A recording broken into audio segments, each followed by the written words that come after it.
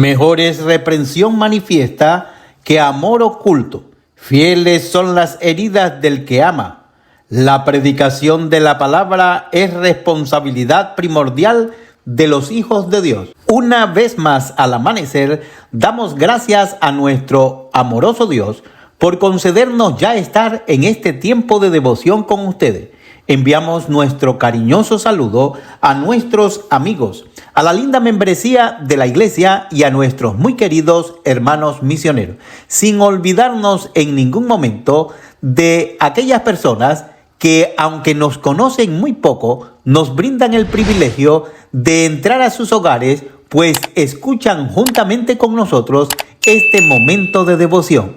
Sabemos que Dios está haciendo una obra en la vida de ustedes y en la de sus seres queridos. Seguimos sirviendo la mesa de fe de la Iglesia Evangélica Internacional los soldados de la cruz de Cristo, entendiendo que la sincera devoción nos guía a la verdadera adoración. Sábado 11 de mayo del 2024.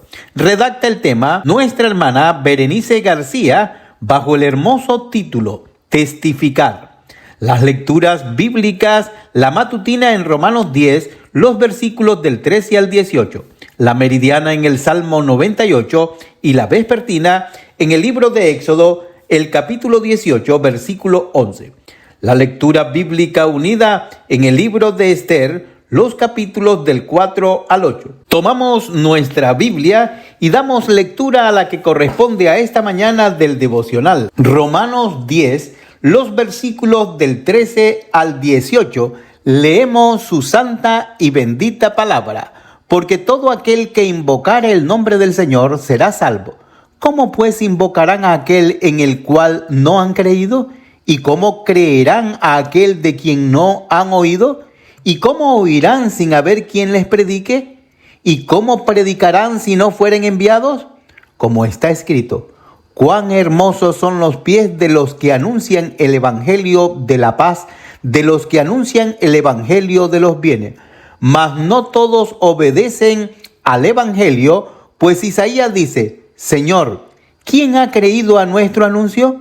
Luego la fe es por el oír, y el oír por la palabra de Dios. Mas digo, ¿no han oído? Antes bien, por toda la tierra ha salido la fama de ellos, y hasta los cabos de la redondez de la tierra las palabras de ellos. Dios nos bendiga a través de esos importantes versículos de la palabra de nuestro buen Dios. Te invitamos a orar. Querido Padre Celestial, Dios de amor, de infinita misericordia, nos ponemos en tu presencia en este momento y suplicamos que este tiempo de devoción nos ayude, perdona nuestros pecados y asiste nuestras vidas. Considera, oh Dios, nuestra condición y capacítanos de tal manera que un día estemos por la eternidad contigo, porque nos abastezcas, porque por tu misericordia nos cubras y nos concedas salvación y vida eterna. Asimismo, ponemos en tus manos la parte material. Suple nuestras necesidades, sé con nosotros y que demos el testimonio de que somos tus hijos, pues en todo tienes el control de nosotros. Ayuda grandemente a nuestros pastores, a su familia y sus congregaciones.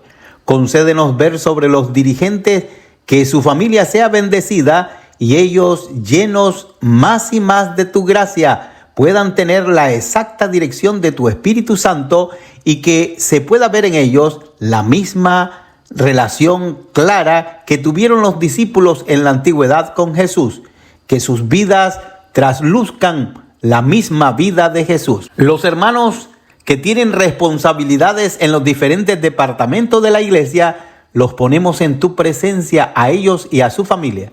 Permite que tu iglesia esté a la altura de la demanda de estos tiempos. Usa grandemente a estos hijos tuyos que has llamado en estos tiempos para los distintos ministerios. Obra maravillosamente sobre los que predican a través del internet o a través de otro medio. Que sean muy usados y que sus familias sean guardadas por ti. Y que tu palabra llegue a distintos lugares y muchas almas puedan ser convertidas a través de la predicación. Recibe nuestra oración, pues todo lo estamos suplicando en el único nombre dado a los hombres en el cual podemos ser salvos. En nombre de Jesús, amén. A continuación, leemos el precioso escrito para hoy día de nuestro libro Mesa de Fe, redactado en esta ocasión por nuestra hermana Berenice García bajo el título Testifica. Jetro, suegro de Moisés, viene al desierto a encontrarlo. Moisés le da testimonio de cómo Dios demostró su poder en Egipto y en Faraón y cómo, con mano fuerte y brazo extendido, sacó a su pueblo haciendo milagros y prodigios. Al escuchar las maravillas, Jetro cree en el Dios omnipotente y le ofrece sacrificio y holocausto. Además dice, ahora conozco que Jehová es grande más que todos los dioses. Pablo nos dice que la fe viene por el oír. Jetro escuchó las maravillas que había hecho Jehová, nació fe en él, le conoció y le adoró. Como cristianos, debemos mantener un espíritu de testimonio acerca de las maravillas de nuestro Dios. El apóstol Pablo dice, ¿y cómo oirán sin haber quien les predique? Los discípulos dijeron, no podemos dejar de decir lo que hemos visto y oído. Sigamos su ejemplo. Dios nos bendiga a través de este precioso escrito de nuestro libro Mesa. Reflexionamos. Testifica. La predicación del Evangelio es impulsada por el llamamiento de Dios al predicador. Dios dota al predicador con humildad, sentido del deber y conciencia de la urgencia de su ministerio para ser útil a sus propósitos divinos. ¿Se ha hecho alguna vez esta pregunta? Si Dios es soberano y todopoderoso para salvar a sus escogidos, ¿por qué es necesario anunciar el Evangelio? Hay varias razones válidas que responden a esta interrogante. Hablaremos de una en particular. En 1 Corintios 9:16, Pablo hace una afirmación donde explica por qué existe para él una necesidad de anunciar el Evangelio. La Biblia versión latinoamericana. Porque si predico el Evangelio, no tengo nada de qué gloriarme, pues estoy bajo el deber de hacerlo, pues ay de mí si no predico el Evangelio. ¡Qué respuesta tan maravillosa! Pablo nos muestra que la predicación del Evangelio no es una tarea motivada por la búsqueda de algún éxito personal, ni la búsqueda de un privilegio dentro de la iglesia. Por el contrario, anunciar el Evangelio es una tarea impulsada por la enorme necesidad que Dios puso dentro del predicador, un sentido de urgencia que nos lleva a la humildad y a reconocer conscientemente la importancia de su tarea. Veamos más en detalle lo que esta necesidad es y lo que causa en el siervo de Dios. 1 Corintios 9:16. Porque si predico el Evangelio, no tengo nada de qué gloriarme, pues estoy bajo el deber de hacerlo. Comprendamos lo que dice Pablo en el original de este texto. Predicar el Evangelio se refiere a anunciar las buenas noticias de Jesucristo, que es equivalente al verbo evangelizar. Anunciar el Evangelio junto con la oración eran las tareas prioritarias de todo apóstol. Esto lo confirmamos en los capítulos 8 y 9. Pablo viene diciendo que se abstiene al derecho de recibir dinero, de comer carne y aún de su propia libertad cristiana para lograr cumplir la necesidad de anunciar el Evangelio. La palabra que en el texto vemos como deber se traduce más exactamente como necesidad. Dios diseñó las necesidades del hombre para que dependamos de él.